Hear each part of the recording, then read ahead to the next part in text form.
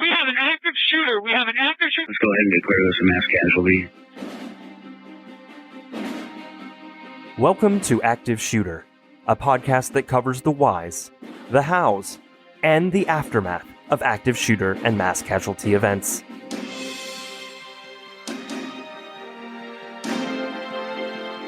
They have an active shooter in the building. A second call says they are being attacked. I've been shot. 16910 means we got shots fired. 4:15 a.m. Route 291. Sounded like an automatic firearm.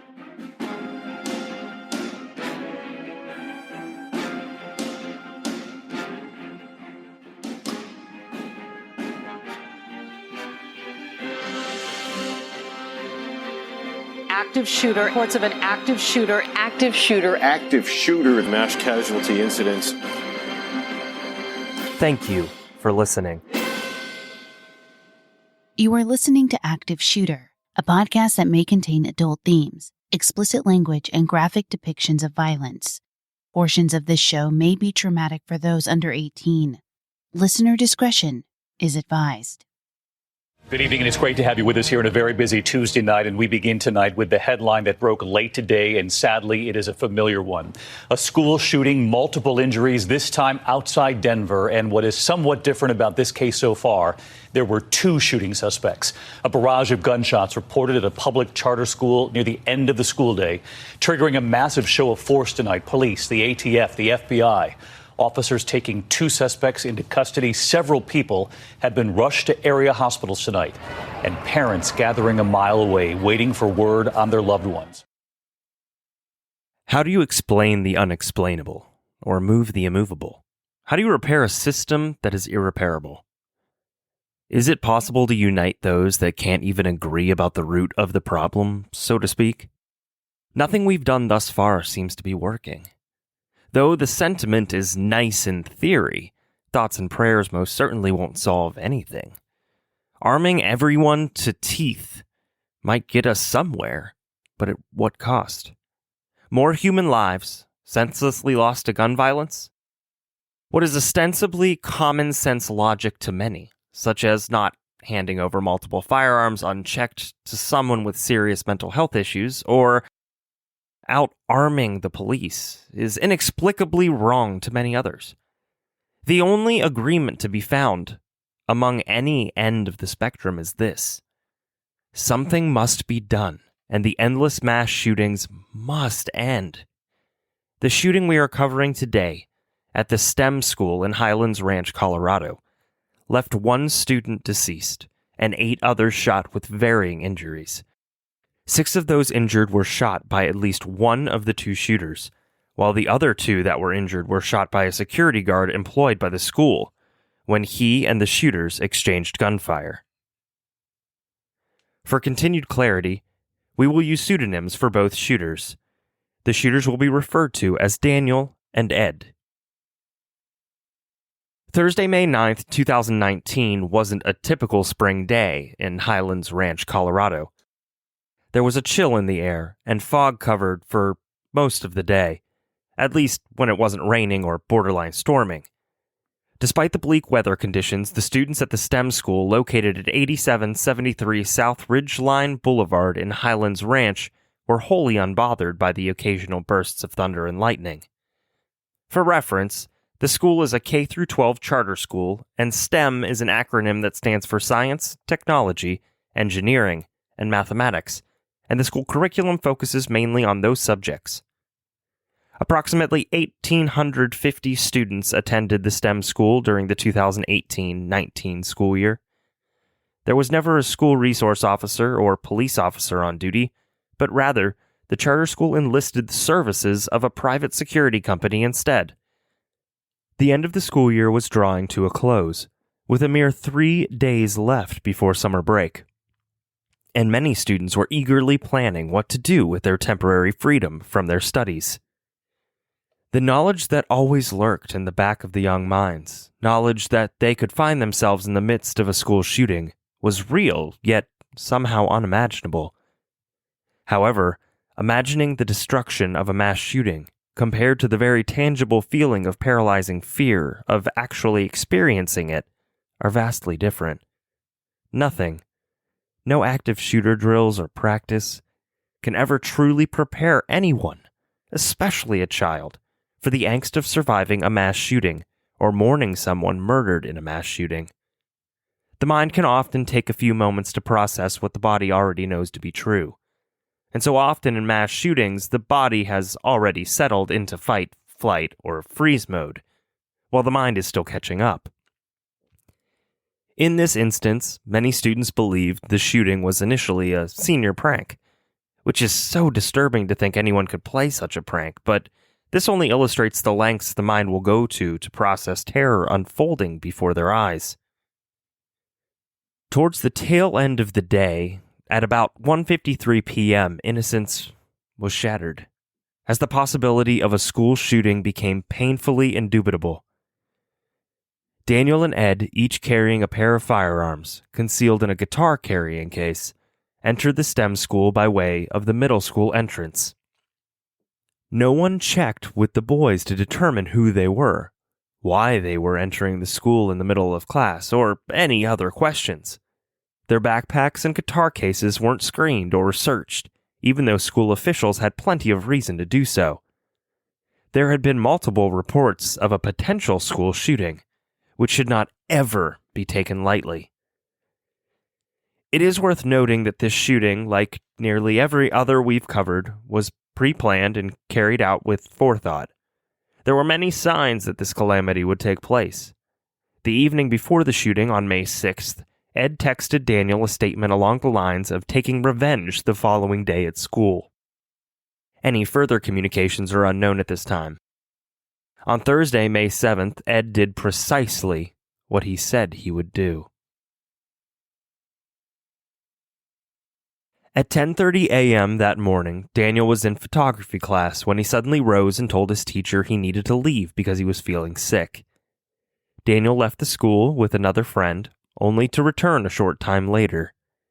During lunch period, Daniel left the school grounds again, this time driving to Ed's to pick him up before the two returned to Daniel's residence, where they used a crowbar and axe to breach a gun safe. It took them nearly an hour to break into the safe, and when they were successful, they retrieved several weapons, including a Glock 21 .45 caliber semi-automatic pistol, a Beretta M9 9mm semi-automatic pistol, a Ruger 10/22 .22 caliber semi-automatic rifle, and a Taurus 990 Tracker .22 caliber revolver. They placed the rifle and the Glock handgun into a guitar case, and the two pistols, plus a large supply of ammunition, in the backpack. Before exiting the house, both boys did a measure of cocaine before taking a bottle of nail polish and painting the closet wall that held the safe with the statement, quote, "The voices win." Then they proceeded to trash the interior of the home, throwing furniture around. Next, the boys took spray paint to Daniel's mother's car, painting images and statements that included a pentagram, 666, and "Fuck Society." Police later estimated the total damage to be approximately $3,700.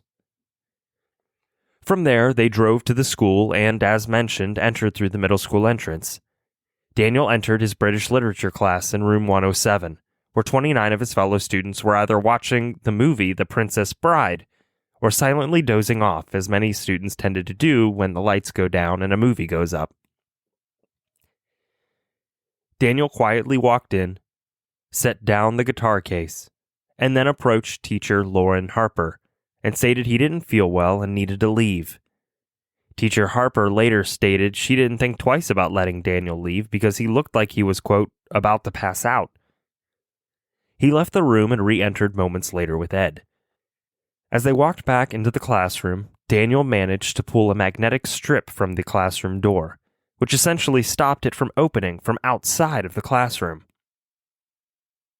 Both Ed and Daniel pulled out their firearms, and Daniel shouted, quote, "Nobody move."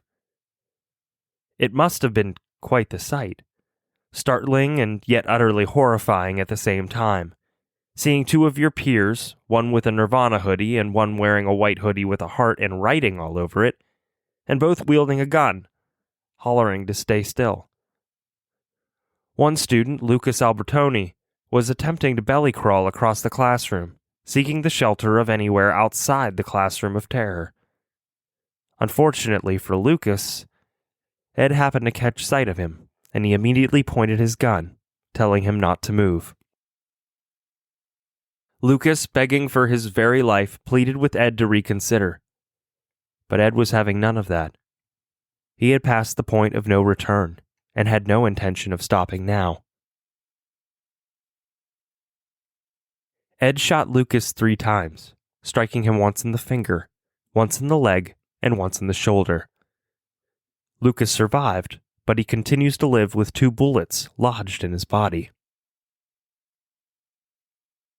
We heard really big bangs, which I assume are gunshots. Everyone was sort of spread out across the room, just hiding. At first I thought it was just a drill, but as it went on, I heard yelling, first younger voice, and then I heard police a little bit later.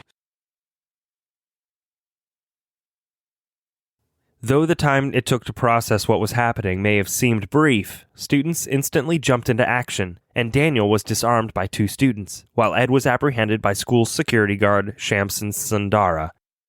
It happened so fast. It was such an intense couple seconds that there was no speaking. It was just movement and fighting and whatnot. Before he was taken down, but just after police rushed into the school, Ed managed to shoot 4 students before attempting to turn the gun on himself. He would later tell police that he failed to shoot himself because he couldn't get the safety off the weapon, which was confirmed by surveillance footage that depicted Ed struggling with the gun. As he was trying to remove the safety, Ed was tackled by security guard Sundara, who had been repeatedly commanding both boys to drop their weapons. He later reported that Ed said to him, quote, "We have more guns than you. We're going to kill you. You need to kill me." It's impossible to imagine a situation where you have to consider shooting 1 child in order to save many. According to his contract, security guard Sundara was not supposed to carry a firearm. Yet he had one regardless, and he fired off 2 rounds as law enforcement was entering the school. The bullets fired by the security guard did not strike their intended target. Instead, 2 students were shot and injured. Students Brendan Bialy, Kendrick Castillo, and Joshua Jones were the real heroes that day. They were technically still children, yet they stepped in to take down 2 gunmen in an effort to save their fellow students. This selfless act should never, ever be overlooked or forgotten. The 3 students charged Daniel, effectively pushing him up against the wall, managing to disarm him in the process. However, during this struggle, Kendrick was shot in the chest, and he ultimately succumbed to his injuries. Kendrick was a senior only 3 days from walking across the graduation stage to proudly accept his diploma, a rite of passage that he would never get to realize. Kendrick was a just super kind guy, funny, incredibly intelligent, very memorable. He wasn't just somebody who sat in the back. Joshua was shot twice, but mercifully he survived those injuries. At a press conference that was held later, Joshua stated that Kendrick was the one who pushed Daniel up against the wall, while he and Brendan grabbed Daniel and threw him to the ground. Josh stayed atop of Daniel as Brendan tried to render aid to Kendrick by keeping the gun away from Daniel, while simultaneously assisting a teacher in performing CPR on Kendrick, who was unresponsive. The school was immediately put on lockdown, and the police response was expedient, with the first responding officers arriving only 2 minutes after the initial 911 call. The shooter's vehicles were searched and tactical gear was located, so a bomb disposal robot was brought into the school to conduct a bomb sweep. As each room was cleared, it was marked with an X to indicate it was safe and checked. Eventually, police made their way to search Daniel and Ed's homes, and at Daniel's they discovered the damage to the home and the defaced vehicle that the boys had torched. We know that 2 individuals walked into the STEM school, got deep inside the school, and engaged students in 2 separate locations. There were a number of students that were shot and injured.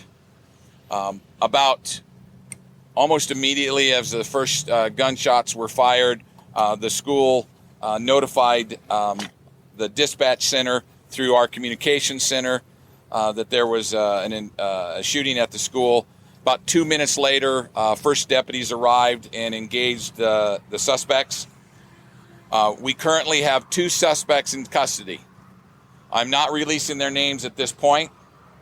We're verifying their age. We believe we have 1 adult male and 1 juvenile male. Both of the suspects, we believe, are students of the STEM school. At this point right now, the only thing that we know of right now from one interview is that we have a handgun. Other than that, I cannot tell you any other weapons. We do have 8 students that are in area hospitals right now. Several of them are in critical condition. We are working, and we believe at this point that we have unified their family members with those students. We have 1 other student that has not yet been unified that we know of at this point with the family members. So we are, again, not releasing any of their names, obviously. No staff members or teachers that I know of that were injured. All of the injured or students. We know that there are 1,800 kids that go to that school, and we are frantically trying to identify every one of those and making sure that we can connect them to their parents. The crime scene, on the interior crime scene, is going to be managed by the FBI's crime scene unit. I do have members of the ATF and Department of Homeland Security over there as well, assisting us at a number of things. We do have a suspect vehicle that is being contained in the parking lot. We're working with the District Attorney of the 18th Judicial District on search warrants on both the suspects' houses and that vehicle at this point.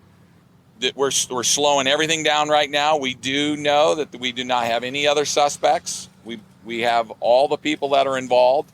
So we're slowing everything down, and we're going to try to focus on processing that crime scene, taking care of those who are injured, and investigating this case at this point in conjunction with my partner standing behind me in the district attorney's office on where we're going to go with charges. There were signs that this shooting was going to happen, and it was excruciatingly clear that all efforts to thwart the shooting were either willfully ignored or authorities were nescient, hoping that by looking the other way for long enough, the problem would just disappear. In December 2018, a parent anonymously called the Douglas County School Board of Education to convey their worry about violence and bullying happening in the school. Of further concern was the apparent drug use by some students, though it's unclear if specific names were provided in conjunction with the alleged drug use. According to Highlands Ranch Herald, other reports included, quote, staff members and or board members embezzling money and laundering it in China or Mexico, forcing students to clean up human feces with their bare hands, and teachers instructing students to build bombs in class. On the 19th of December, a school district official wrote a letter compelling the executive director to launch an investigation into the concerns expressed by many parents and to take action that was deemed appropriate. The allegations and parental concerns were investigated, but ultimately considered to be false. It seems that there was at least one specific parent whose concerns were particularly upsetting to the school board. For in January of 2019, the board filed a defamation lawsuit against said parent. It doesn't appear that the lawsuit was resolved before the shooting, which occurred only 4 months later. On April 29, 2019, which was just over a week before the shooting, the STEM school's Wikipedia page featured the sentence, quote, anti-suicide programs are implemented in the school to help lower chances of suicide and school shootings. An anonymous editor included a comment to this sentence, which stated, quote, do they work? We shall see. It is unknown who the anonymous commenter was, but they eventually deleted the comment. Later investigation showed that Snapchat videos were obtained by police, and the video showed Ed threatening Daniel with an axe, forcing Daniel to open his father's gun safe. However, Daniel's Snapchat included a video of himself saying, quote, "I'm busy scaring kids at school today by looking like a shooter." As an aside to this, we need to make it understood to our youth and adults alike that these types of statements in person or in video or by way of messaging apps are not okay. It is not funny. This is not a joking matter, and it should never be normalized. These kinds of disturbing, sick jokes are why See Something, Say Something is evolving into crying wolf. The weapons used in the shooting were legally obtained by Daniel's parents. The conclusion of the final investigation into the shooting determined that Ed was the planner of the attack, and indeed he had told police he wanted others to suffer trauma, just like he had. The conclusion of the final investigation into the shooting determined that Ed was the planner of the attack, and indeed he had told police he wanted others to suffer trauma, just like he had. 18-year-old Kendrick Ray Castillo was born on March 14, 2001. He grew up in a suburb of Denver and was raised bilingual, speaking both English and Spanish. The first school Kendrick attended was a Catholic school, and he was only days short of graduating high school when he selflessly risked his own life to save as many classmates as possible. Kendrick loved to camp and fish with his late grandfather, and the two had been very close. So close that he even kept the flag that was draped over his grandfather's casket when he passed, and he visited the tombstone at Fort Logan frequently, always pausing to kiss the headstone whenever there. Kendrick's parents describe him as extraordinary, and he really just wasn't a typical teenage boy. He was very thoughtful and considerate, and while his father selfishly wishes Kendrick would have just ran and hid, he wasn't the least bit surprised that his son was one of the first to jump into action, trying to stop the threat and save human lives. He cared deeply and was a true empath with a highly intelligent and logical mind that was drawn to engineering, especially in robotics and computer information technology. Kendrick was employed part-time at a manufacturing company called Bacara USA and was a well-rounded young person who was prepared and ready to enter adulthood. It is nothing short of a travesty that we will not get to experience all that this young man had to offer the world. Kendrick Castillo was laid to rest at Seven Stone Cemetery, and his parents visit on a regular basis, watching the sunset, knowing that they will one day be with their beloved son again.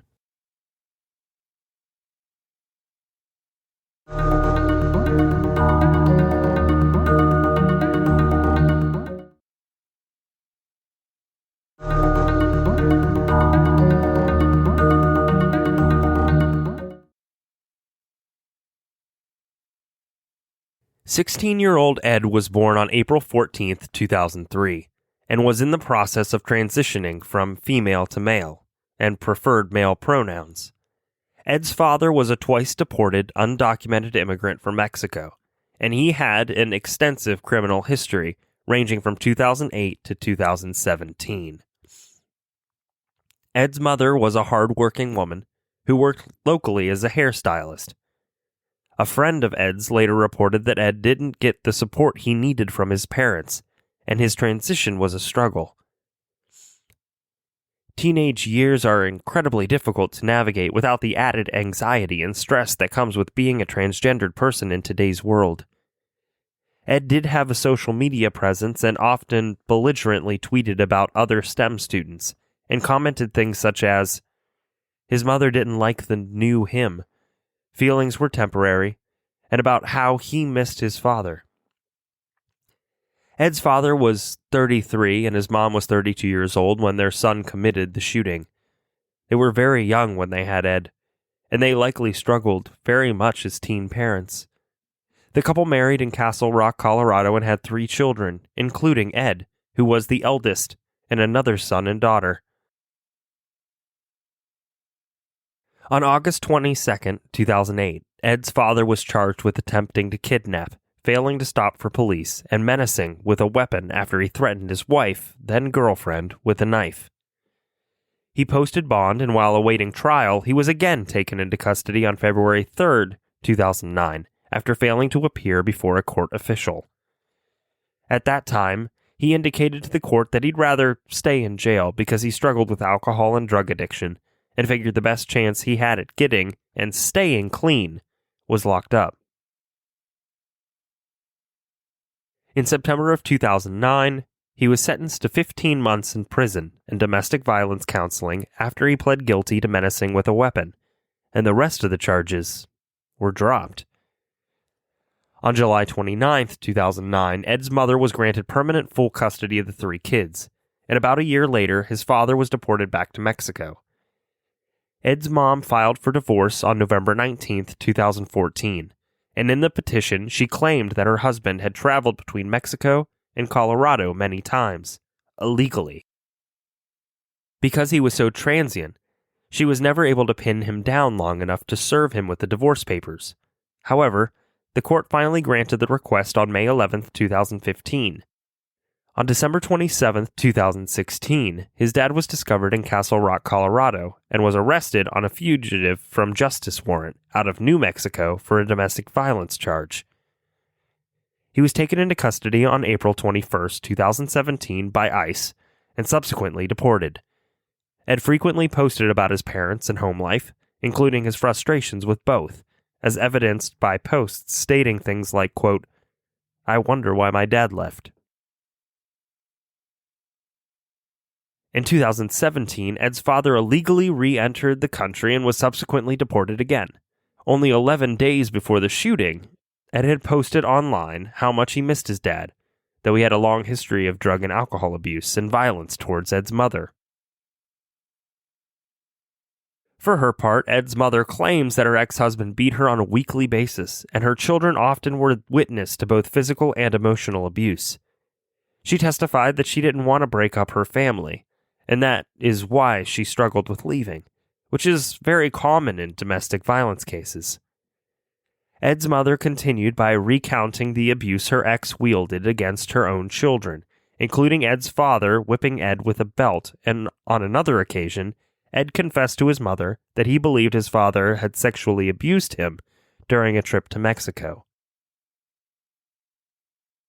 She continued her testimony by saying that Ed started cutting his arms around 2015, and in 2017, she took him to start seeing a counselor.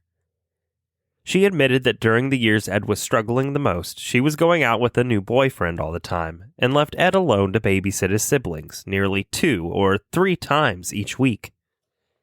That is an awful lot of responsibility for such a young person to carry. In 2017, his mother's boyfriend suddenly broke up with her, which was very upsetting to Ed because the boyfriend had become something of a father figure. In 2017, his mother's boyfriend suddenly broke up with her, which was very upsetting to Ed because the boyfriend had become something of a father figure to him and the other children. Devastated by the breakup, Ed's mother and kids moved into her parents' home, and during that time, she learned that her now ex-boyfriend fathered a child with her twin sister. There was clearly dysfunction within this home, and it seems to be much heavier than what most families experience. Indeed, when Ed and his family moved into his grandparents' house, there were 12 people living under one roof. When he was 15 years old, Ed's mom threw him a coming-out party for him to celebrate his transition. Despite the outward appearance of support, it seems that she didn't offer the same support behind closed doors. Ed had a lengthy history of depression and mental health issues.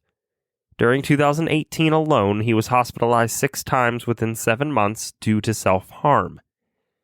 During one of Ed's many court hearings, photos were introduced showing Ed's arms and legs, depicting multiple self-inflicted cuts, particularly on the forearms, outside of the upper arms, and thighs.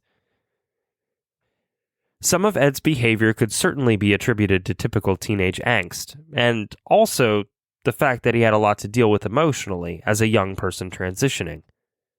There were red flags, but were those signs clear enough?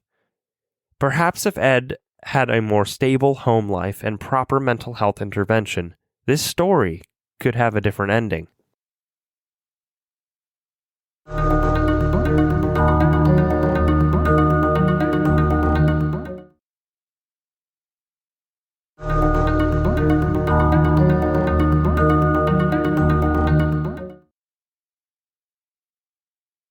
Daniel, who was 18 years old at the time of the shooting, was born on September 21st, 2000, and lived with his parents in Littleton, Colorado, on Mountain Maple Avenue, only 9 miles away from Columbine High School.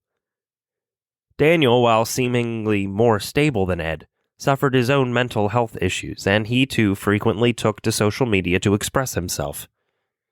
He wrote about being covered in ink and being addicted to pain.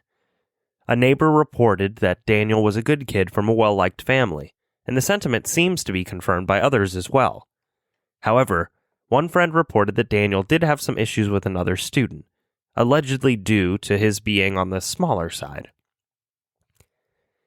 Daniel was very musically inclined, and played in a few bands, including lead vocalist of one of the bands called Foster Home. He had recently landed a job as a vocal instructor, which seems like a dream job for a musician. His social media pages were filled with references to his musical ambitions, and his Facebook page had posts about learning to play guitar, and he even had a YouTube channel that showed him playing guitar and singing. His musical interests weren't limited to instrument playing either. Daniel participated in the local theater productions, and by all appearances, he seemed to flourish in the theater world. In 2015, Daniel acted in the play called Legally Blonde, and posted about it, encouraging others to attend the play.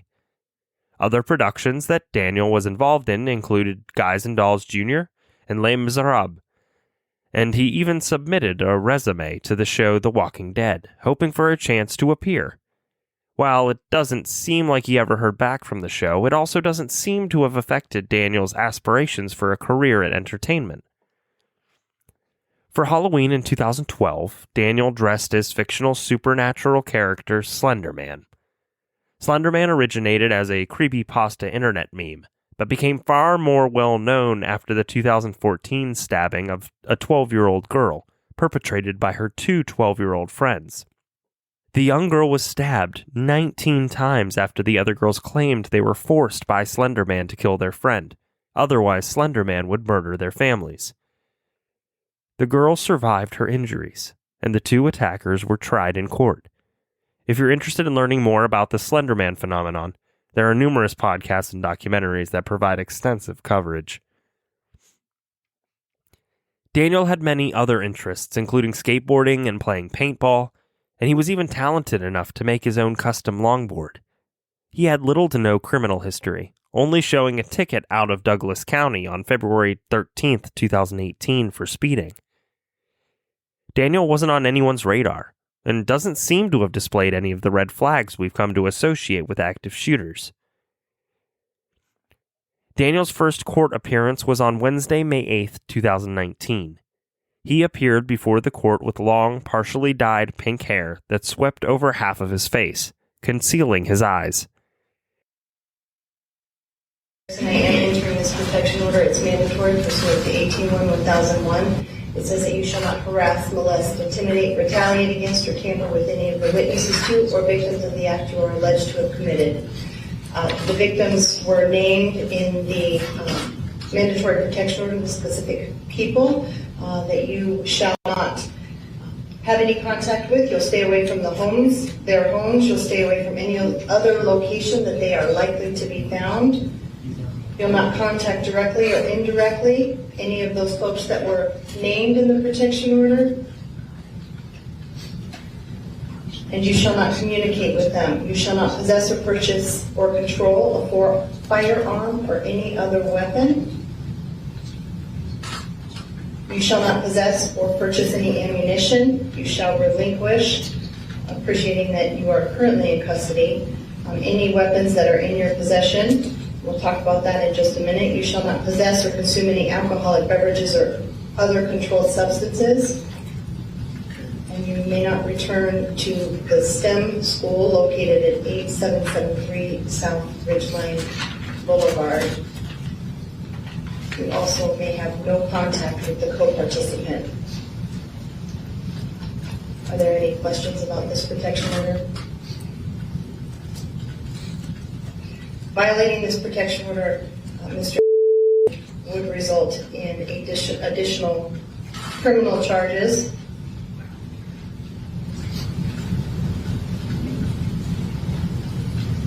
Do you have any questions about that? If I need an out loud answer. No. Thank you.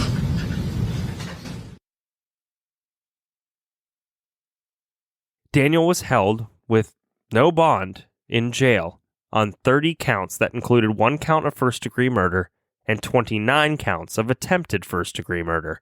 During Daniel's trial, his attorney, Julia Stenzel, tried to convince the jury that her client had no intentions of harming anyone, and the gun he carried went off by mistake when Kendrick charged at him. However, while he was lodged in jail awaiting trial, he got into a fight with another inmate on March 29, 2021, after the inmate asked Daniel to make a call for them. Daniel responded that he would not make the call because his calls were being screened, to which the inmate responded, quote, "That's because you're a murderer." The statement enraged Daniel, and after commanding the other inmate not to say that again, the inmate repeated the statement, prompting Daniel to take a swing at the inmate. He missed and was rewarded with a punch to his own face instead. When he was questioned about the incident, he told the corrections officer that the inmate called him a murderer, and Daniel felt he should be described as, quote, high profile. As a result of the incident, Daniel was charged criminally with attempted third-degree assault. I am entering this protection order. It's mandatory pursuant to 18-1001. It says that you shall not harass, molest, intimidate, retaliate against, or tamper with any of the witnesses to or victims of the act you are alleged to have committed.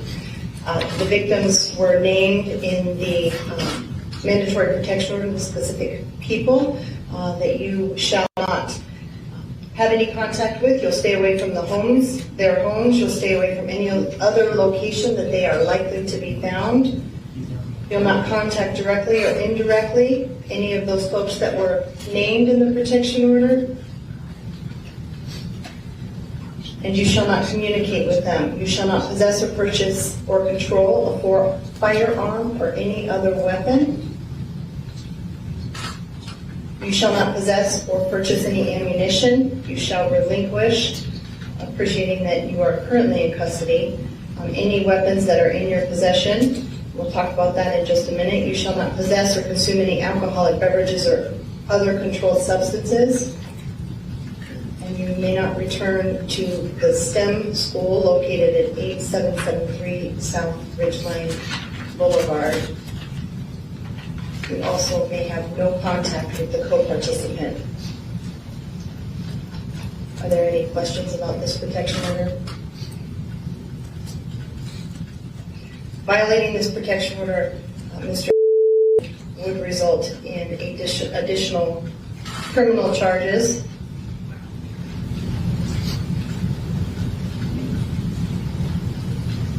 Do you have any questions about that? I need an out loud answer. No. Thank you.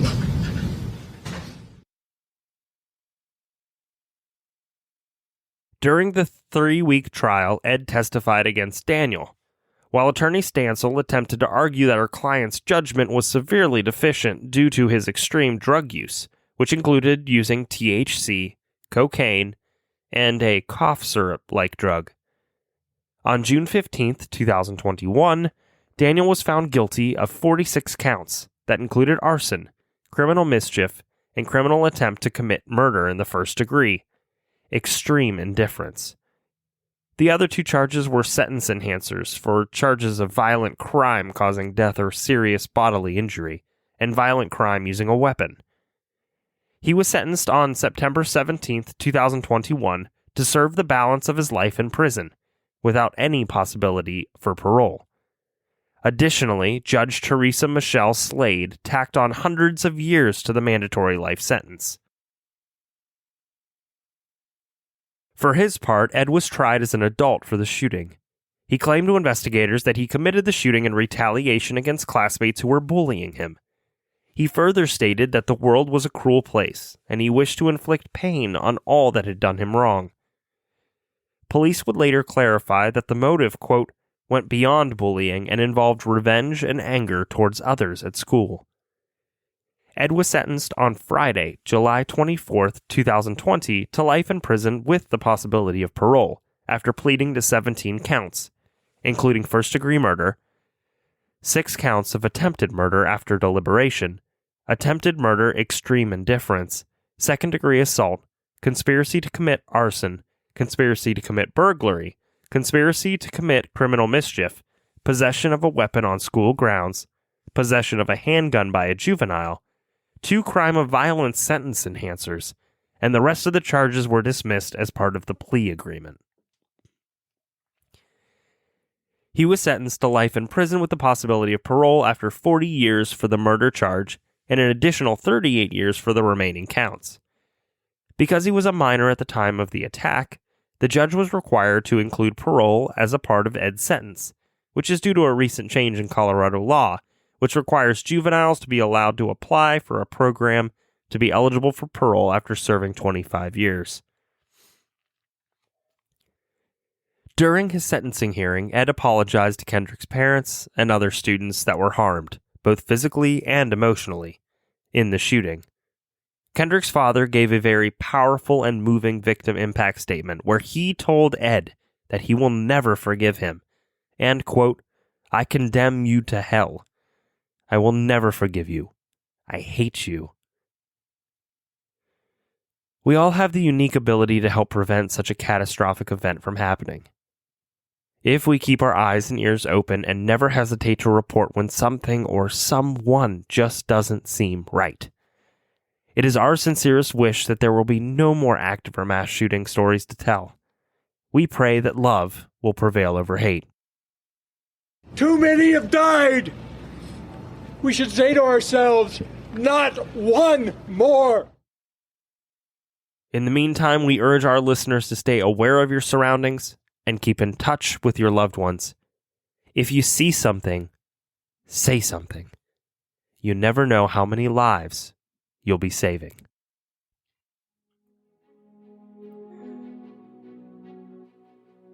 Thank you for listening to today's episode of Active Shooter, the podcast. Remember, if you see something, say something. There's no telling how many lives you may be saving. A big thank you to Darren Curtis, who composed some of the songs on our show. You can find him online at www.darrencurtismusic.com. Make sure to check us out on social media. You can find us on Facebook at Active Shooter, the podcast, and on Twitter at Podcast Active. Thank you, and be safe.